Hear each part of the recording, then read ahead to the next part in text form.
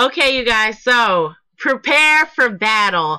Finally, we are here facing the giants. But before we can face our giant, we must prepare for the battle. So I need you guys to read 1 Samuel 17, verse 37 and verse 40. And then you're going to go over to Judges and read Judges 7, verse 1 through 7. All right, I love you guys, and stay tuned for the lesson. God bless.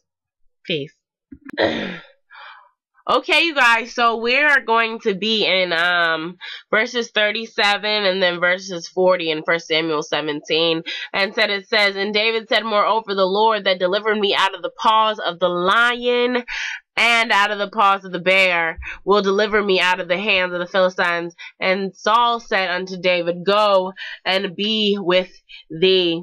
And then it says in verse 40, and he took his staff in his hand and chose him 5 smooth stones out of the brook and put them in a shepherd's bag, which he had, even a scrip, and his sling was in his hand, and he drew near to the Philistine. Now, when you are preparing for battle, I'm going to let you know, like I said last time in the last video, but David looked at where God had allowed him to come from in verse 37. He said, you know, the Lord delivered me out of the paws of the lion, and he delivered me out of the paws of the bear, and he will deliver me out of the hand of the Philistine.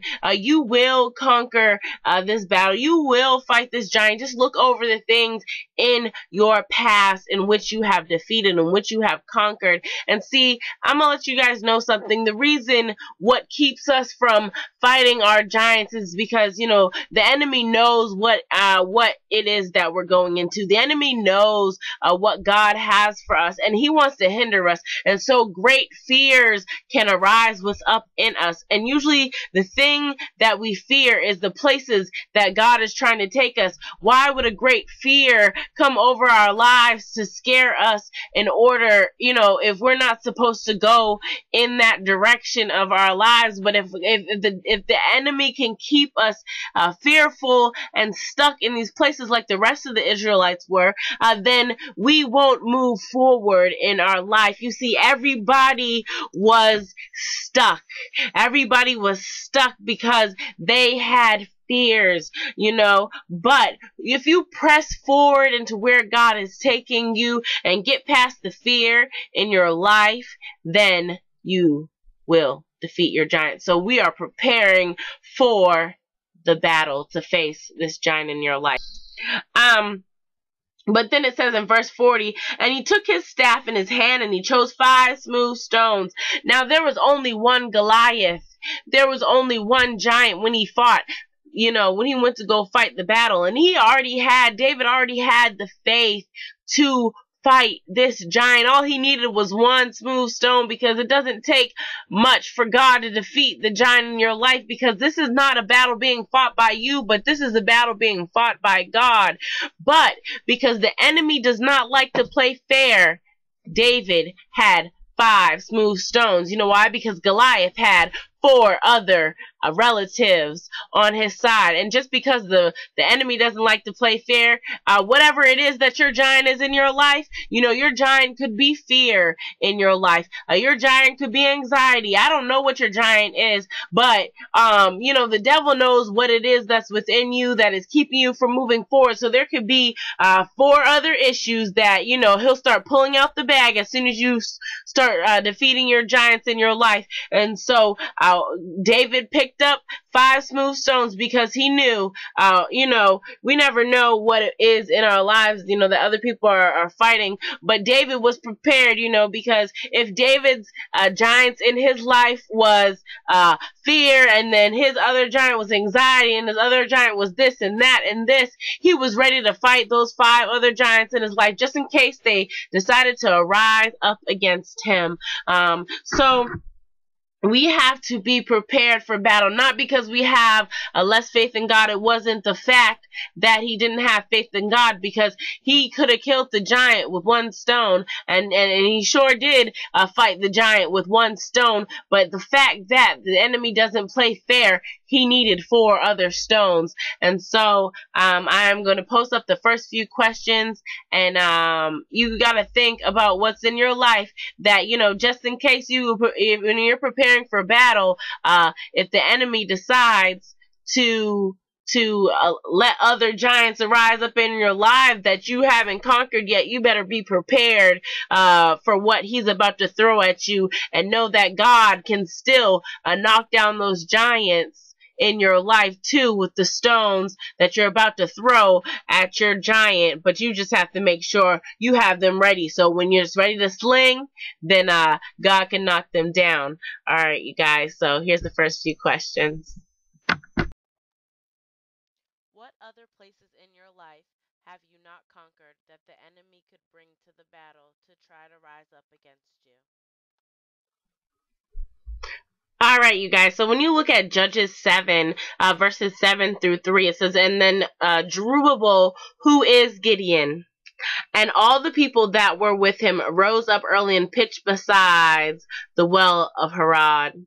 And so the host of the Midianites were on the north side of them, by the hill of Moriah, in the valley. And the Lord said unto Gideon, The people that are with thee are too many for me to give the Midianites unto their hands, lest Israel vaunt themselves against me, saying, My own hands have saved me. Now therefore go and proclaim in the ears of the people, saying, Whosoever is fearful and afraid, let him return and depart early from Mount Gilead. And there returned the people 22,000, and there remained 10,000. Now there was 32,000 people up to go against this battle. And when God said, separate, when you're preparing for battle, separate the fearful people who have fear with the people who have faith in God. Faith. The opposite of faith is fear. The opposite of faith is fear. How I know this, like I said, God, I said the enemy does not play fair, and he knows that, like I said in the beginning of the video, when there are things in our lives, fear will try to rise up when we're trying to move forward in our lives. The enemy will try to hinder us with fear so that we don't move forward.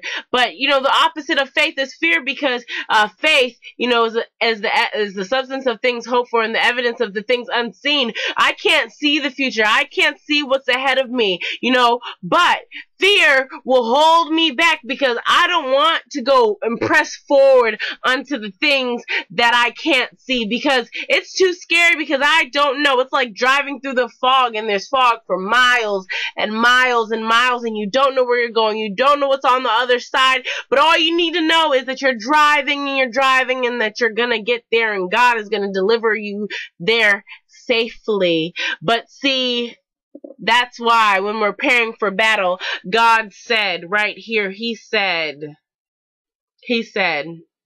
therefore go proclaim in the ears of the people, saying, Whosoever is fearful and afraid, not faithful and prayerful and hopeful and believing in God, no, whoever is fearful and afraid, let them return and depart early from the mount. And there returned the people, 22,000. More than half of them left the battle. It's just the same thing in 1 Samuel 17.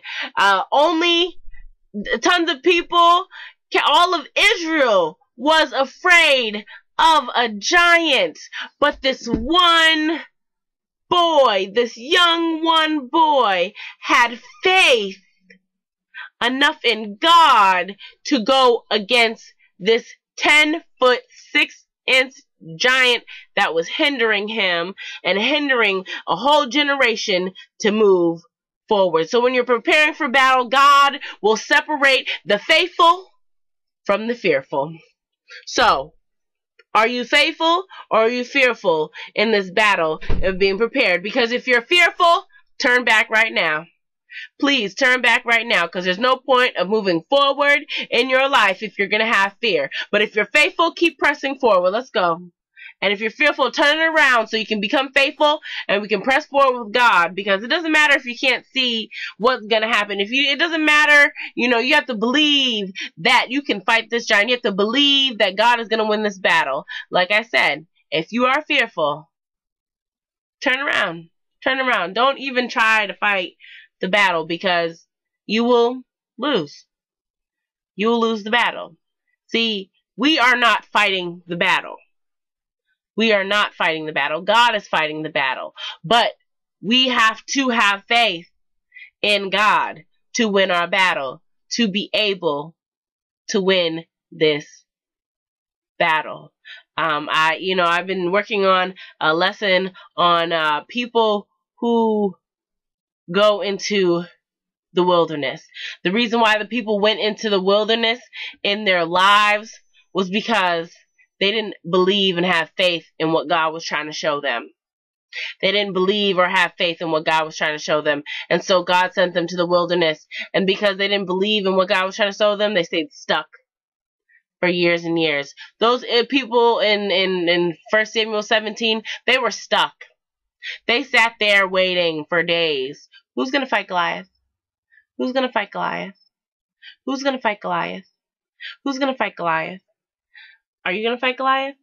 Are you going to fight Goliath? Are you going to fight Goliath? Are you going to fight Goliath?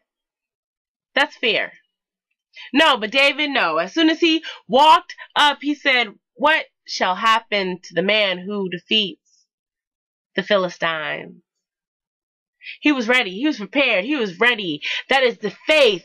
No, God deliver me from this bear. God deliver me from the lion. God deliver me from my drug addiction. God deliver me from the streets. God deliver me from child abuse. God, whatever it is that God delivered you from, you gotta, faith. Faith. If God delivered me back then, if God fought my battles back then God's gonna fight my battles right now. Are you gonna turn back like the rest of them? Or are you gonna be faithful in what's gonna go happen? See, it says right here. He said, "The people that are with thee are too many for me to give the Midianites into their hands. Lest Israel vaunt themselves against me, saying, my own hands have saved me." See, this battle is God's battle. This is not our battle. So a lot of people got turned back because a lot of people, they get all, oh yeah, I fought this battle. I won this battle. I conquered it all on my own. No, God did this. And God is going to do this. It's not about you. It's about God. God's going to win this battle. And so that's why so many people turn around. Because a lot of people, when they start fighting things in their lives, some of them just go on, oh yeah, I did this all by myself. And I know it wasn't about you. This is about God. God's getting the glory out of the situation. When David went to go up against the battle, it said, that he was going to go with God. He was going to go with God. Not once did David give himself credit. Not once did David give himself credit in 1 Samuel 17. He didn't give himself credit. He gave God the glory. He said, God helped me fight the lion, and God helped me fight the bear. So God will deliver me from the Philistines. God got the glory, not his own self. And so all those fearful people to the left, they turned around. Bye. Go home. Because, God is going to get the glory of the situation. And it's faith. Faith, not fear. So I'm going to post up the first few questions and then we can carry on. Are you being faithful or fearful? Are you trying to win this battle on your own, or are you allowing God to fight your battle? Alright, you guys, so here we are again in verse 4. And it says, the Lord said unto Gideon, the people are too many. Bring them down into the water, and I will try them for thee there. And it shall be that of whom I say unto thee, this shall go with thee, the same shall go with thee, and of whomsoever I say unto thee, this shall not go with thee, the same shall not go. So he brought down the people into the water, and the Lord said unto Gideon, every one who laps the water with their tongue, as a dog lappeth, him shalt thou set by himself. Likewise, every one that bows down upon his knees to drink. And the number of them that lapped, putting their hands to their mouth, were 300 men, but all the rest of the people bowed down to their knees to drink.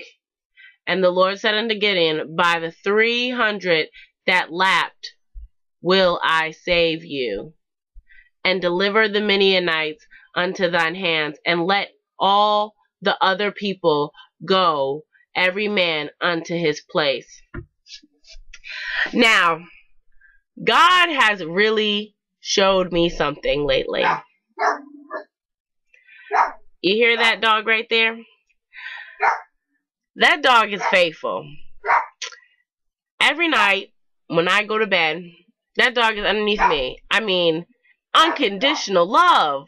Like unconditional love. That dog is faithful. And see right here it says, so he brought down the people into the water, and the Lord said unto Gideon, every one who laps the water with his tongue, as a dog lappeth himself, shalt thou set by himself. And then it says, and the number of them that lapped, putting their hands to their mouth, were 300 men. And the Lord said unto Gideon, by 300 men that lapped will I save. See that puppy? That's my baby right there. Hi, Siam Siam. Hi. Say hi, baby. See? See, dogs, they are faithful. They are faithful. And see, go ahead, baby. He said,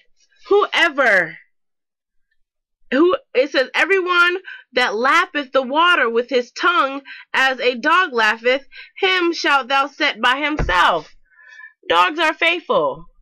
This dog sleeps next to me every night. Everywhere I go, this dog is underneath me. The dog is always here.